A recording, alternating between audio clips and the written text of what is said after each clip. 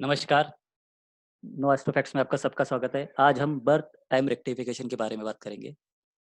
Birth time rectification में आपको दशा से रेक्टिफिकेशन करना है, तो एक सिंपल चीज़ है कि आपको नक्षत्र लॉर्ड, साइन लॉर्ड और प्लैनेट इन तीनों को कॉम्बो में आप कोई भी मतलब अंतर्दशा, महादशा फिट करके प्रेडिक्शन करोगे तो उस हाउस रिलेटेड प्रेडिक्शन एक्यूरेट हो जाती है।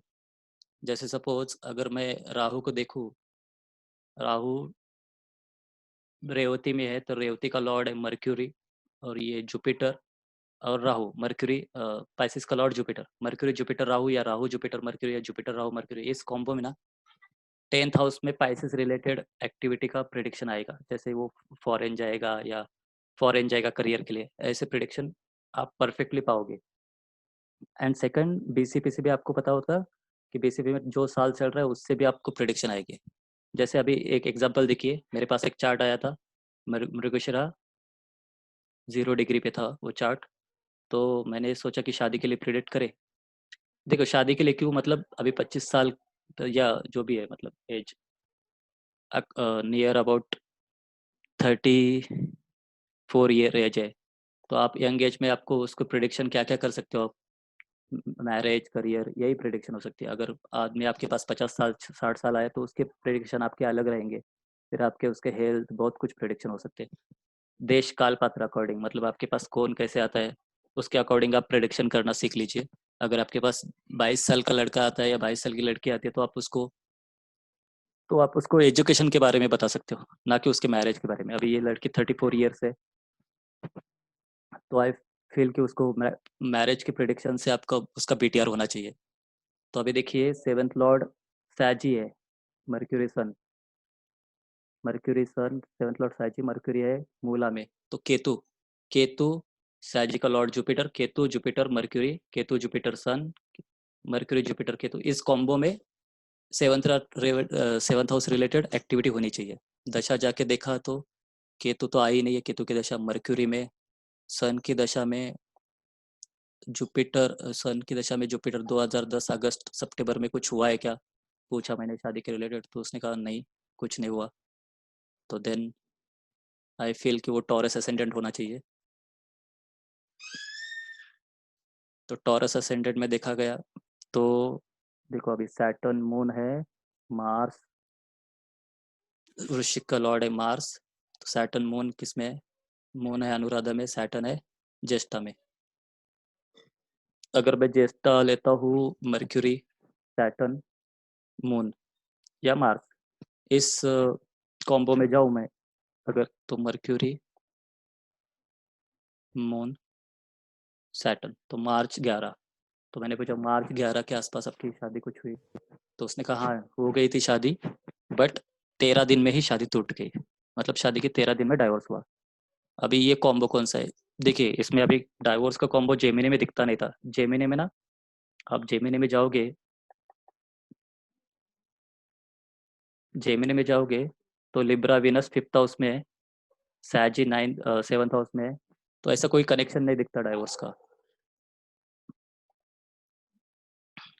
अष्टक वर्ग के पॉइंट भी अच्छे दिखते हैं, बट मैं जैसे ही टॉरस जाता हूँ,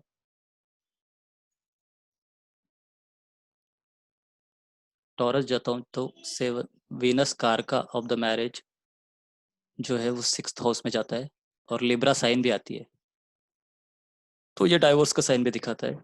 सेकंड, तो ये और सेकंड है।